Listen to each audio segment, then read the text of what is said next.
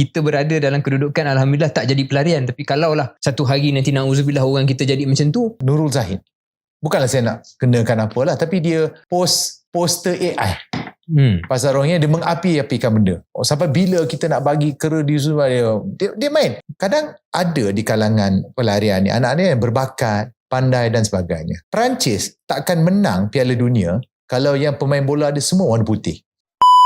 Agakkan saya, jawapan saya ni tak akan memuaskan hati ramai orang. Betul. Kita terima bahawa ada kesalahan individu dan golongan dalam Rohingya. Itu kita terima. Tak siapa yang nak menafikan. Ada penjenayah di kalangan mereka, ada kesalahan di kalangan mereka, mungkin dalam pembawaan diri juga tidak sesuai dengan citra orang Malaysia. Tapi saya balik kepada asas-asas tertentu. Sebab bila saya tengok komen-komen rakyat Malaysia setengah, segelintir, saya rasa kecewalah dan sedih. Sebab anda boleh berlainan pandangan tentang dasar pelarian. Mungkin anda rasa tak patut ada pelarian kat Malaysia. Dia tak patut terima UNHCR dan sebagainya. Kita bincang nanti. Tapi kalau anda berpandangan keras macam tu pun, saya tengok beberapa komen tadi, kalau aku ada idea nak banteras Rohingya, perlu support lokal dan memerlukan gudang atau tempat yang dah tak diguna pakai lama. Caranya, kita bagi diorang kad atau flyers, tertera alamat seolah-olah nak bagi bantuan. Once dah kumpul ramai, kita layan dengan elok, tepat jam, suruh diorang masuk satu bilik, kita bakar. Ada orang jawab, tak baik bang, diorang pun manusia. Yang lawa seorang dua, saya simpan buat hamba. So, ini satu je lah. Ada banyak lagi sebenarnya komen-komen yang tak mencerminkan lah saya rasa orang Malaysia dan manusia lah yang rasional. Yang anda boleh marah dengan Rohingya, anda boleh kecewa dengan dasar kerajaan. Tak boleh lah cakap sampai kita nak bakar orang ataupun nak buat hamba pada orang. Tapi there are some things yang bagi saya Quran dan hadis agak jelas. Dan on the way ke sini saya tahu potongan ayat-ayat tertentu, tapi saya nak baca dengan yang sebetulnya. Surah Al-An'am. Tiada jiwa yang dibebani dosa memikul beban orang lain. Bermaksud, kalau ada 500 orang Rohingya, ada 400 yang buat salah pun, 100 tu tak boleh dibakulkan sama. Tak ada dalam agama kita mengajar begitu. Malah keindahan Islam bagi saya, antara keindahan Islam, semakin saya reflektif. Saya sedar tak? Islam tidak mengambil falsafah liberal. Kalau kita belajar teori liberal ni meletakkan individu tu sebagai segala-galanya. The sovereign individual. I think you know this stuff, right? Yes. Basically everything comes from the individual. Saya adalah rights. individu. Saya ada hak individu. Saya nak macam ni ke, saya nak macam itu ke, selagi saya tak kacau anda, itu hak saya. That is the essence of liberalism, right? Islam tak mengambil asas itu, sebab anda bukanlah individu yang hidup dengan sebegitu saja. Anda hidup dalam community, anda ada tanggungjawab pada orang lain, ya? Dan anda tak boleh kata I am everything because everything comes from God, right? You are not some special. So itu beza liberalism dan agama lah, termasuk dan terutamanya agama kita, agama Islam. Tapi indahnya Islam, tanggungjawab itu tanggungjawab individu. Maknanya dosa kamu dan pahala kamu individu. Anda tak mewarisi iman orang lain dan anda juga tak memikul beban orang lain dan dosa orang lain. Kedua, surah Al-Maidah yang saya pernah tengok banyak kali. Janganlah kebencian terhadap sesuatu kaum mendorong kamu kepada tidak adil. Berlaku adillah, itu lebih dekat kepada ketakwaan. Tidak ada seorang Arab yang lebih mulia daripada yang bukan Arab. Tidak ada yang putih yang lebih mulia daripada hitam. Tidak ada hitam lebih mulia daripada yang putih, melainkan melalui takwa. So at the fundamental level, our religion says tak ada perbezaan kasta dalam manusia ni. Human dignity is there. Belum lagi kita cakap pasal Rohingya ni Muslim, tapi kalau Rohingya ni bukan Muslim sekalipun, tak boleh. Tak boleh kita bakulkan. Sebab so saya rasa pertama ialah sebelum kita cakap tentang isu pelarian, kita kena tackle isu ni dulu, kebencian yang melampau ini, sehingga boleh melahirkan komen-komen yang tak boleh dipertahankan lah. Saya tahu orang akan kata Syaril ni adalah T20, Syaril ni tak pernah jumpa dengan Rohingya, Syaril ni biasalah, kalau sayang sangat Rohingya bawa lah masuk balik rumah. Standard lah. Saya harap lepas anda dah lepas geram komen tu, just stop for a while dan fikir, is this what Islam asks us to do? Ataupun if you're not Muslim, is this what your religion asks you to do? Bila orang komen di Facebook ni tentang apa-apa, orang yang komen di media sosial ni seolah-olah dia pasti ahli syurga, yang dia kutuk tu sudah pasti ahli neraka. Liang lahat tu sama je. Dalam liang lahat tak ada liang lahat Melayu tu besar sikit, Rohingya tu sempit. Tak adanya dua kalimah syahadah orang Rohingya tu lebih hina atau kurang daripada orang Melayu. Itu terima. Itu kemanusiaan tu kita kena. Saya ni bukanlah daripada Parti Islam Malaysia. Saya ni bukan ulama, tapi bayangkan kalau orang lain nampak kita punya akhlak ni tak malu ke cakap benda macam tu? Kita juga kena bahkan ada kegagalan di peringkat kerajaan dalam menguruskan isu ini dengan baik dalam sistem. Okey, kita marah, betul banyak jenayah dilakukan oleh warga Rohingya, warga asing. Tapi kita juga kena terima hakikat bahawa dia secara undang-undang tak boleh bekerja. If I'm not mistaken, dia illegal to work. Dia tak boleh kerja. Tapi dia akan kerja sebab Tapi dia nak makan. nak buat macam mana? Kita marah dia mengemis. Okey, dia tak boleh mengemis.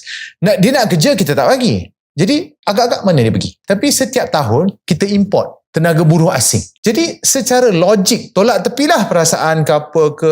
Okey, kau komen, kau bawa balik lah rumah kau. Okey, terima. Faham tak? Kau ada dalam sekumpulan orang kat sini yang boleh bekerja, yang nak bekerja tapi tak boleh. Tapi kita punya elit politik buat dasar untuk bawa pekerja asing masuk. Dan kita tahu memang ada keperluan ni, memang orang nak. Daripada segi untuk buruh, daripada segi untuk guard kita dan sebagainya. So there seems to be ada satu sistem yang rosak atau broken system. Yang ada orang saja nak seolah-olah benda ni berlaku, buat kita marah, sebab ada orang yang laba untung dengan sistem yang rosak macam ni. Dan saya nak komen sikit lah yang saya agak paling kecewa, ialah ada dekat thread Nurul Zahid. Bukanlah saya nak kenakan apalah, tapi dia poster AI pasal orangnya dia mengapi-apikan benda. Sampai bila kita nak bagi kera dia semua, dia main seolah-olah dia menangguk dia kera dia menangguk dia. Dia lupa ke bapak dulu Menteri KDN? Dia lupa ke dulu UMNO dengan PAH buat himpunan ramai?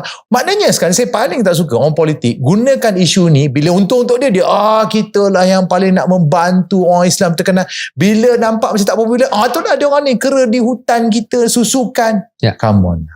Dan di kesempatan ni saya nak bagi kredit sikit lah, walaupun banyak beza pandangan. Nampak ada beberapa pemimpin PAS ada prinsip dia. Saya nak sebutlah di sini sahabat saya, dia tak tinggi, dia PAS Gombak, Sufi Kamari. Dia tengok video yang mana ada budak Rohingya kena dia kata we are better than this. Ramai kena maki. Ada beberapa bot yang ada satu account je follow. Saya rasa, dan juga saya tak tahu kenapa, tapi saya rasa mungkin sebab pendirian dia ketua pemuda PAS apa nama? Ketua penerangan ketua penerangan Fadli Syari, bekas ketua pemuda. Orang panggil dia MP Rohingya ke apa. Sebab saya syak kerana dia ada pandangan yang tak jauh daripada kita. Dia ada prinsip dia, dia faham kemanusiaan, dia tahu apa nilai Islam tu. Dan yang saya tak faham ialah kenapa kita beria lantik 3-4 syarikat tertentu sahaja yang bayar levy punya mahal untuk import pekerja asing daripada luar. Bertahun-tahun masuk sampai berkejuta. Dah ada dekat sini yang nak kerja tapi tidak ada. Seolah-olah ada sekumpulan tertentu atau orang tertentu yang mendapat laba keuntungan dengan sistem yang rosak. Bukan kita bagi hak bekerja yang mutlak. Bagilah pada sektor tertentu yang memang kita ada kekurangan pekerjaan. Pekerja yang mana macam Zadir kata, kita terpaksa import buruh daripada luar. Kita dah ada sedia ada kat sini. Saya rasa Wang Chen sebagai ahli parlimen selalu sebut point ni, dan saya setuju. We already have this. That doesn't mean one to one, tapi maknanya ada lah. Ada kelompok yang boleh sebahagiannya. So itu salah satu. So bila kita legitimize bahasa Melayu apa? Mengesahkan dia. Kita ada dokumentasi apa, hak untuk bekerja, maknanya dia dapat pendapatan apa? Pendapatan yang boleh dicukai. Adalah sumber pendapatan, adalah sumbangan kepada ekonomi. Jadi itulah dia sebahagian daripada ekonomi. Bila dia bekerja, dia menjana pendapatan. Bila menjana pendapatan, menjana ekonomi, itulah sebahagian duit untuk tanggung kita punya sistem kesihatan, sekolah dan sebagainya. Kalau kata okey, bagi dia orang kerja ni, kenapa kita nak tanggung anak rakyat? Itu satu. Bila dia boleh bekerja, bantuan tanggungan dan sebagainya. Kemudian jangan lupa, kadang ada di kalangan pelarian ni anak-anak yang berbakat, pandai dan sebagainya. Perancis takkan menang Piala Dunia kalau yang pemain bola ada semua warna putih. Terus kita cakap lah. CEO Google bukan orang putih. CEO Microsoft bukan orang putih. Steve Jobs, Apple, bapa dia orang Syria, belajar dekat sini. Jadi walaupun benda ni tak popular, tapi ada sebab kenapa kita tawarkan ni yang praktikal, yang boleh membantu bina ekonomi kita, yang mereka bayar dan sebagainya. PMX malam sebut dalam ucapan, tak silap saya, dia kata nak hantar mereka balik ke mana. Yang mana PM pun kena bantai lah oleh mereka yang tak sokong dalam hal ini. Tapi apa PMX cakap tu, tolong nak hantar ke mana? Hantar dia bot untuk dia hantar balik, dan kalau apa-apa jadi itu kita tak kisah. Ada juga saya nampak komen tertentu, hantar je balik, kalau dia mati not our problem, kenapa kita kena ambil tanggungjawab? Itu balik pada yang saya sebut tadi lah, yang my first answer tu, kalau bukan tanggungjawab kita sebagai manusia, tanggungjawab siapa lagi kan? Memanglah ada kelemahan, kenapa negara lain tak ambil beban yang sama, kenapa Malaysia je nampak yang ambil beban yang terlalu berat. I'm not sure about the stats, tapi kalau itu betul pun doesn't mean kita just lepas tangan, cuci tangan, sebab mereka pun manusia dan kita berada dalam kedudukan alhamdulillah tak jadi pelarian. Tapi kalau kalau lah satu hari nanti na'udzubillah orang kita jadi macam tu, do we want people to be welcoming atau at least bagi chance? Okay, tak apa. Kita dah selesai isu tu kan.